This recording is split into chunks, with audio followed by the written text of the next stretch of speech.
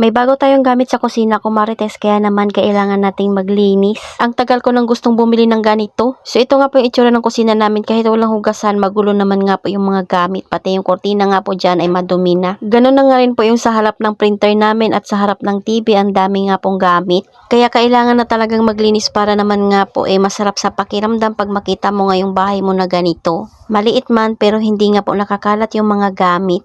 Ako lang ba na iba talaga yung amoy ng bahay na malinis? Si Jawa naman nga po yung maglilinis doon sa kusina namin. Ayan, at naguluhan pa nga siya kung saan siya mag-uumpisa. Kaya naman talaga napakamot na lang siya.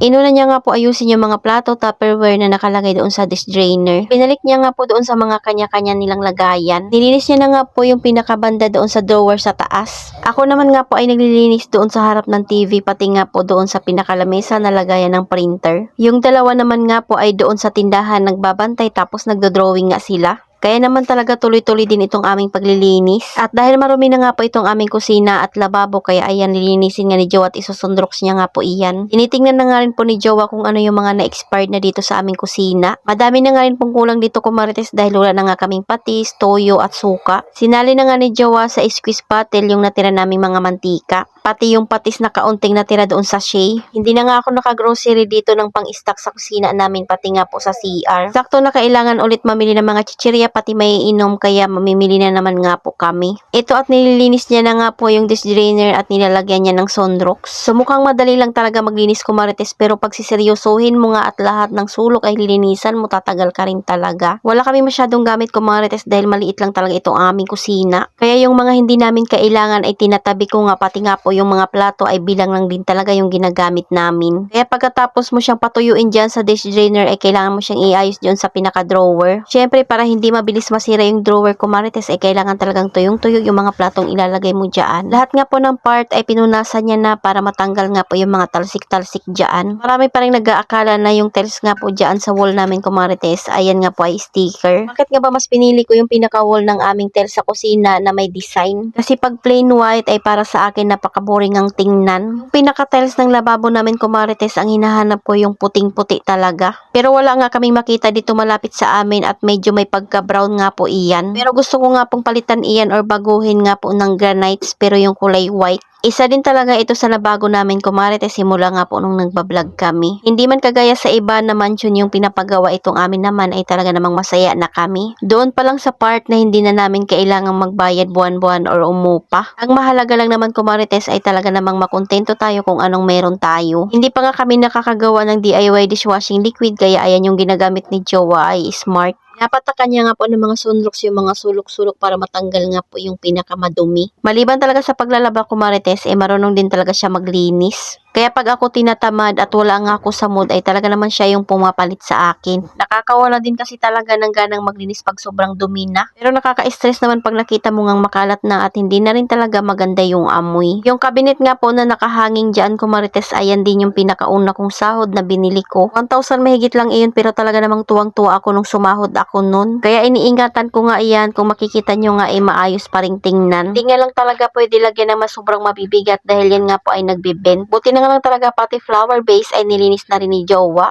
Basta sa lahat ng bagay, kumarites, ay kailangan talagang magtulungan. Kung hindi na kaya nung isa, syempre yung isa yung gagawa. After niyang linisin yung pinakalababa, kumarites, next naman niyang ginawa ay yung mga condiments, aayusin niya. Yung mga nakaplastic dyan ay yung mga sibuyas pa iyan na hindi pa nakasalin doon sa pinangakalagayan nila. Like niya nga muna sa pwesto yung rice cooker, pati nga po yung pinaka-flour dyan. Minsan talaga kahit may mga lagayan na yung ating mga condiments, ay hindi pa rin talaga natin na isasalin iyan. Ako naman nga po ay busy maglinis doon sa pinaka-slash tindahan, sala namin. So ayan, at may naisip na naman nga po akong baguhin na ayos. Tanggalan ko lang ng alikabok yung pinakamalit na drawer at pinunasan ko lang. Diretso na nga rin po ako walis-walis dyan. Kung mapapansin nyo nga, yung walis tambo na ginagamit ko ay ilang buwan na namin iyang ginagamit, pero hindi pa rin talaga nagbabago yung ganda niya. Sobrang mura ng walis tambo na yan, ay makakabili ka na ng 2 piraso. Katumbas nung presyo ng nasa mga palengke na walis tambo. Inayos na nga ni Jowa yung ilalim ng lababo, ako naman nga po ay dito. Siyempre nagwalis, nagtanggal ng mga alikabot at nag-rearrange na naman. At ko nga itong maliit na drawer dito kumarites kasi yung mga nakalagay dyan madalas nga pong masagi at mahulog. Tapos yung mga pansit canton, sugar ay mas mabilis nga pong makukuha dyan sa pinaka-drawer niya. Yung mga nakalagay kasi dito sa maliit na drawer namin, ayan nga po ay yung mga pagkain ng dalawa or yung pang-stock namin doon sa kusina. Inilagay ko nga muna sa CR yung mga labahin na nakuha ko dito sa sala na nakakalat. Malapit na matapos si Jowa kumarites, ayan at nagpapalit na siya ng kurtina. Bala ko ngang maghanap ng bagong kurtina dahil itong design nga po ng kurtina namin ay parehas-parehas lang. Ang liit lang nitong kusina namin kumarites pero matagal din talagang linisin. Naman nga po ay lilinisin ko itong lamesa na lagayan ng printer pati nga mga laptop. Ito nga pong lamesa na nakalagay dito kumarites ay folded nga po iyan at sobrang tagal na rin talaga sa amin at parang mga nasa 2 taon na. Tingnan nyo naman at hindi pa nga rin po nagbabago yung itsura niya. Hindi ko nga binabasa iyan kumarites at ang pinanglilinis ko dyan ay alcohol lang. Pan ko na yung printer namin para naman nga po hindi maalikabukan. Lipat ko lang ng lagayan itong aming pang-laminate para naman nga po hindi masikip tingnan dyan sa pinakalamesa.